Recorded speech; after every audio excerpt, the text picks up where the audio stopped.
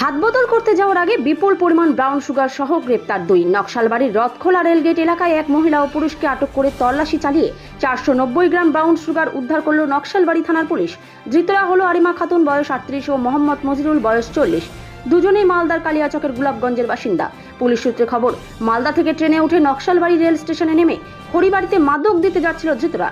পুলিশের কাছে গোপন সূত্রে খবর আসতেই রথখোলা রেলগেটে সন্দেহজনক দুজনকে আটক করে তল্লাশি চালিয়ে এই মাদক উদ্ধার করা হয়। ধৃতদের আজ শিলিগুড়ি মহকুমা আদালতে তুলে এই ঘটনায় আরও কারা জড়িত এবং কার কাছে এই মাদক দিতে যাচ্ছিল ধৃতরা তার তদন্তে নামবে নকশালবাড়ি থানার পুলিশ। নকশালবাড়ি মাদক মুক্ত রাখতে সকলকেই এগিয়ে আসার আহ্বান দেন নকশালবাড়ি গ্রাম পঞ্চায়েত উপপ্রধান বিশ্বজিৎ ঘোষ। আমরা নকশালবাড়ি গ্রাম পঞ্চায়েত থেকে সমস্ত পঞ্চায়েত এবং প্রধান আমরা যারা আছি আমরা সবাই থানায় আমরা গেছিলাম। থানায় প্রশাসনকে আমরা জানিয়েছিলাম যে নকশালবাড়িতে যেভাবে ব্রাউন সুগারে যুব সমাজ শিক্ষিত সমাজটা যেভাবে আক্রান্ত, এই নেশাকে যেভাবে করে হোক বন্ধ করতে হবে। একটু দেরিতে হলেও সাকসেস নকশালবাড়ি পুলিশ। আমরা ওনার নকশালবাড়ি থানার আধিকারিককে ধন্যবাদ জানাই। নকশালবাড়ি গ্রাম পঞ্চায়েত থেকে আমাদের মহকুমা পরিষদের সভাধিপতি অরুণ ঘোষ বলেছে যে নকশালবাড়ি যেভাবে ব্রাউন সুগারে বাড়ান্ত এটা যে করে বন্ধ করতে হবে, তার কথাও আমরা রেখে আমরা এখন ঘড়িকাটা প্রায় রাত্র 12টা বাজতে চলছে। এই 12টা আমরা রাত্রেবেলা আছি। আমরা সবাই মিলে নকশালবাড়ি ব্রাউন সুগারকে নির্মূল করতে যা যা পদক্ষেপ গ্রহণ করে নকশালবাড়ি গ্রাম পঞ্চায়েত নকশালবাড়ির জনগণের স্বার্থে এই পদক্ষেপ যেভাবে গ্রহণ করবে। কতটা পাওয়া গেছে, কি ব্যাপার?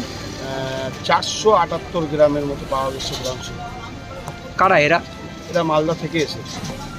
কি মনে হচ্ছে এরাই কি বাইরে থেকে এসে এই যুব সমাজকে বা সমাজকে খারাপ করার চেষ্টা করছে? 100%। এসব যারা পাচারকারী আছে এরাই নকশালবাড়িতে এসে বিভিন্ন জায়গায় কাউন্টারের মাধ্যমে এরাই বিক্রি করে। এদের দ্বারাই নকশালবাড়ির যুব সমাজ আজকে। যারা দেখছে, লাইভ দেখছে, আর যুব সমাজকে কি বলবেন?